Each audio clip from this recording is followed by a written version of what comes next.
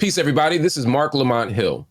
Less than 6 months after giving birth, four-time Grand Slam champion Naomi Osaka is returning to tennis. The former world number one, who gave birth to her first child back in July, will compete in the Brisbane International at the end of December. Osaka's story is in stark contrast to another athlete who should also be celebrating a newborn. 1 month before Osaka gave birth, former Olympic track star Tori Bowie was found dead in her home. She was 8 months pregnant, and she passed away from complications due to childbirth. And Bowie is not alone. According to the Centers for Disease Control, Black women are 2 to 3 times more likely to die from pregnancy-related complications than white women.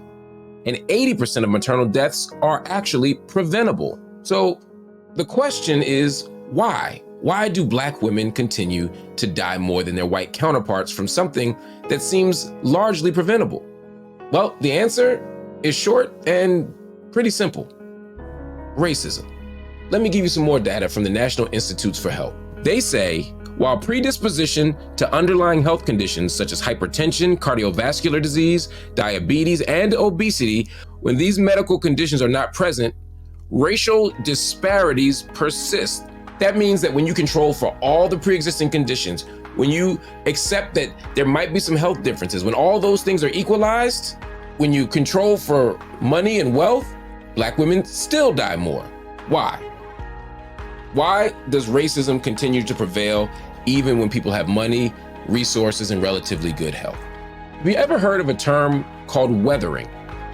The concept was theorized by Dr. Arlene Geronimus back in 1992. She correctly hypothesized that racism caused Black women to weather or to prematurely age. It is believed that Black women are weathered by 7 years. So a Black woman with a physical age of, say, 32 actually has a biological age of 39. But we also know that women face more issues with pregnancy as they age. Data from multiple studies has found Black women start having worse birth outcomes as early as the moment they get past their late teens. That same effect is not seen on white women. Another factor is systemic racism inside the United States healthcare system. Studies from the University of Pennsylvania, Stanford University, and New York University found Black patients with Black doctors were able to get better outcomes because they could describe their risk factors and were more likely to bring up health concerns. They also were more likely to take their medications as directed. But, like in many fields, Black people are underrepresented in the medical field. Even though Black people make up 13% of the US population, we only make up 5% of the nation's doctors. One of the reasons for that is the 1910 Flexner Report, which laid the foundation for medical education in this country. And it led to the closure of all but 2 Black medical schools, with Abraham Flexner naming Meharry Medical College and Howard University as the only Black medical schools that were worth developing. So because of that determination, we still have very few Black institutions that specialize in producing Black doctors. Black doctors are needed because we know that many other doctors have a very biased view of our community.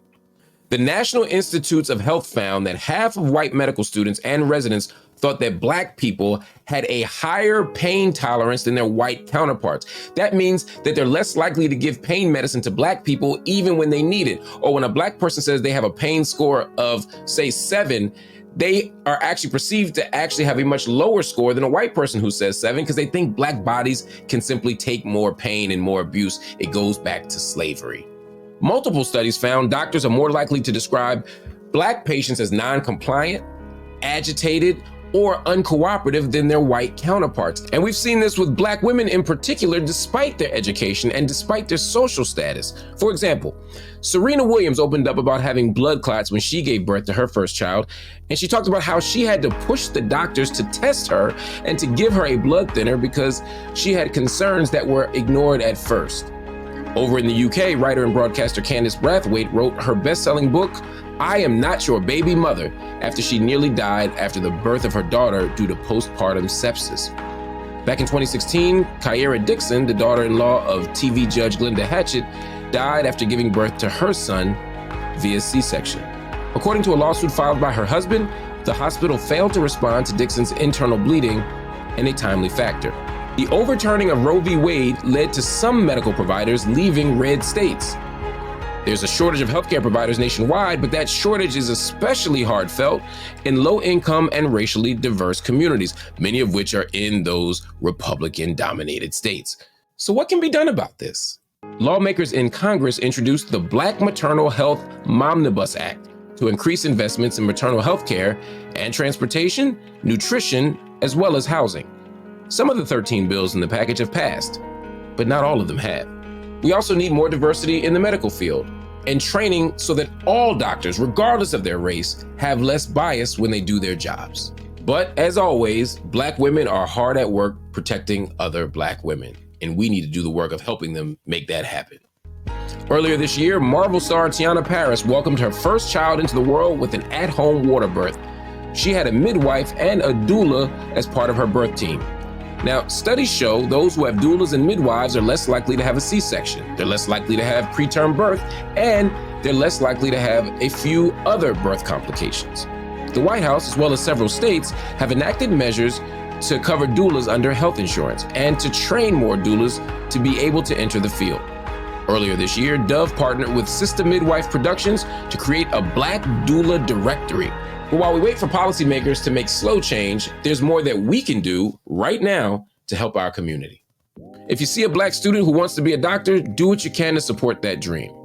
And if you know a Black kid who's interested in health in general, talk to them about being midwives or doulas and let them know that they also have those career options.